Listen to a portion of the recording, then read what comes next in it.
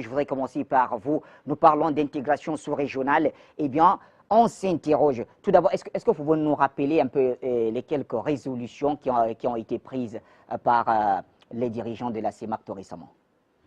Oui, Bachi, bon, on va le faire rapidement. C'est vrai que bon nombre de résolutions qui ont été prises en Guinée équatoriale concernaient beaucoup plus le volet institutionnel de la CEMAC, donc les organes.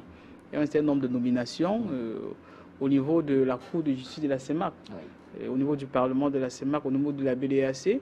Mais la grande résolution qui a beaucoup plus retenu notre attention, pourquoi grande? Dans la mesure où cela a un impact direct dans la vie de la plupart, sinon de toute la population de la CEMAC, parce que la plupart des résolutions qui ont été prises au niveau institutionnel, c'est là toutes les institutions, mais les individus pour la plupart ne ressentent pas cela. Et la plupart, ces résolutions, c'est celles concernant l'implémentation sur le terrain de l'accord de principe de libre circulation par un certain nombre d'États de la CEMAC qui étaient déjà en retard, en l'occurrence le Gabon et la Guinée équatoriale. Oui. Et c'est toujours important de souligner parce que parfois, la CEMAC est une zone qui traverse beaucoup de difficultés de par le monde entier. En réalité, c'est la zone c'est la zone sous-régionale qui a le plus d'obstacles dans le monde entier, qui est la plus en retard par rapport à toutes les sous-régions du monde entier, oui, par rapport à l'intégration. Que ce soit la SADC, que ce soit la CEDEAO, que ce soit la COMSA, que ce soit... Tout le monde est mieux intégré qu'à la CEMAC. Est-ce qu'on sait pourquoi? Bon, il y a un certain nombre de causes. Probablement, nous allons aborder ça tout au long du débat. Mais il faut savoir quand même que, entre autres causes qui étaient soulevées par un certain nombre... D'abord, premièrement, il y a des États où l'implémentation de la libre circulation marchait déjà depuis 2006. En l'occurrence, le Cameroun, le Tchad, la RCA, le Congo-Brazza, pour aller là-bas, vous n'avez pas besoin de visa. Et cela n'a jamais tué personne depuis que cela existe. Ça fait plus de 10 ans. Mais maintenant, les États gabonais et équato-guinéens soulevaient un certain nombre de préoccupations. Première préoccupation pour eux, c'était, entre guillemets, l'envahissement de leur pays par les autres populations. C'est vrai que pour cela, ils soulevaient le volet sécuritaire. Par exemple, tout récemment encore, un responsable gabonais disait qu'il fallait que le Cameroun sécurise d'abord la question Boko Haram au nord, ou alors qu'il fallait que la Centrafrique soit totalement sécurisée. Mais on faut aussi remarquer que dans toutes les communautés intégrées de par le monde entier, il n'y a aucun pays de par le monde entier qui peut dire qu'il y a la sécurité à 100%, que ce soit en Afrique de l'Ouest, que ce soit même en Europe. Il y a toujours un peu de crimes, toujours un peu de voleurs. Même au Gabon actuellement, est-ce que cette remarque n'est pas une sorte de fuite en avant? Justement, c'est pourquoi je disais que l'intégration a été posée bien avant Boko Haram. Exact, justement. Si nous parlons d'une organisation qui fonctionne depuis 1994 et que nous sommes en 2016, quelqu'un parle de Boko Haram qui, en réalité, n'était même pas encore dans l'esprit des gens en 1994. En réalité, cela ne nous aidait pas. Mais je pense que les chefs d'État qui ont été réunis en Guinée équatoriale se sont rendus compte que de plus en plus, il est indispensable qu'il puisse avoir une intégration. Parce que si l'on n'est pas intégré, je n'ai pas besoin de revenir sur l'information d'hier, quand le roi du Maroc, avec toute l'économie, avec 40 milliards de dollars de capitalisation boursière à la bourse de Casablanca, demande de venir entrer à la CEDEAO pour se mélanger avec la bourse de l'Afrique de l'Ouest, avec beaucoup de milliards de dollars. C'est pour être une grande place financière. Et dans cette même zone, nous avons le Nigeria, avec près de 60 milliards de dollars de capitalisation boursière sur Lagos.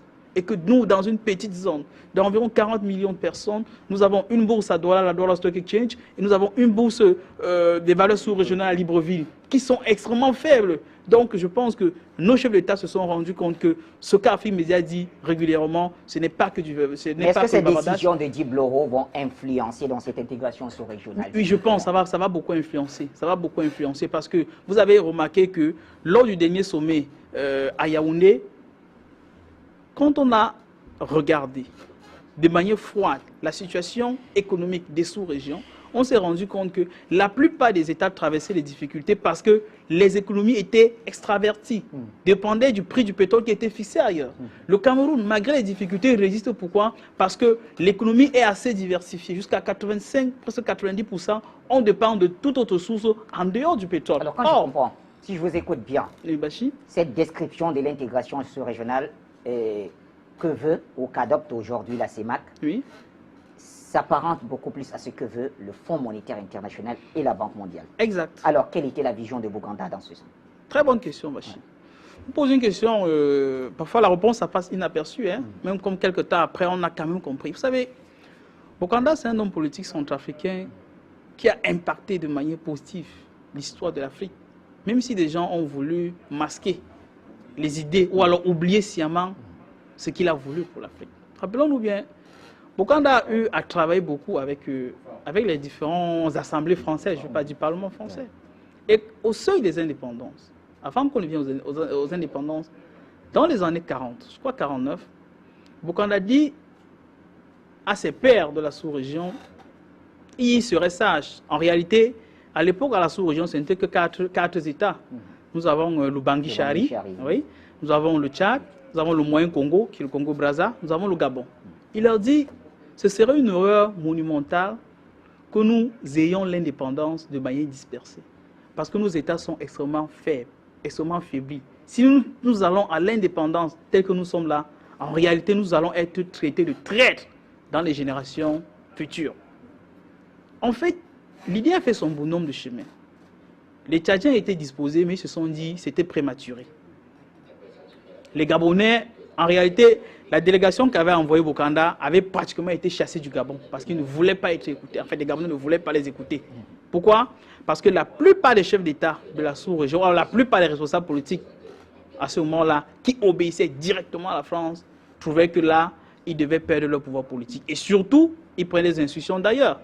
Notons bien que nous parlons de 4 États, alors que nous sommes en train de parler de l'intégration sous-régionale. Oui. Pourquoi? Parce que nous sommes dans les années 49. Et dans les années 49, le Cameroun n'a jamais été colonisé par la France. Oui. Et en 49 et avant 49, même si c'était sous protectorat. C'est pourquoi, même la Guinée équatoriale, alors qu'en ce moment nous sommes à 6 actuellement, mais en ce moment-là, Bokanda parle des 4 autres États sans parler ni de la Guinée équatoriale, ni du Cameroun. Du fait que ces pairs de la sous-région ne veulent pas avoir une certaine indépendance, ne veulent pas se réunir avant d'avoir une certaine indépendance, cela ne décourage pas Bokanda. Ce qui fait qu'en 1958, il dit, allons même au-delà de l'Afrique centrale.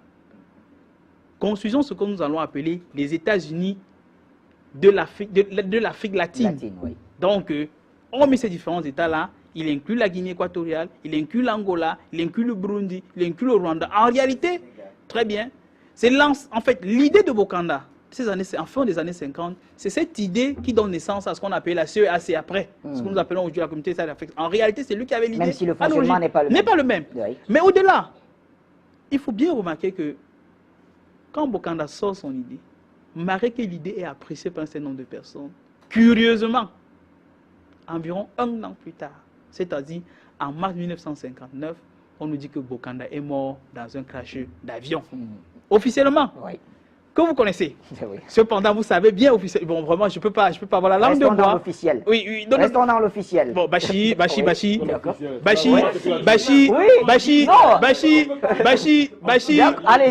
sommes en 2017. On a peu peur de se faire tirer dessus. Oui.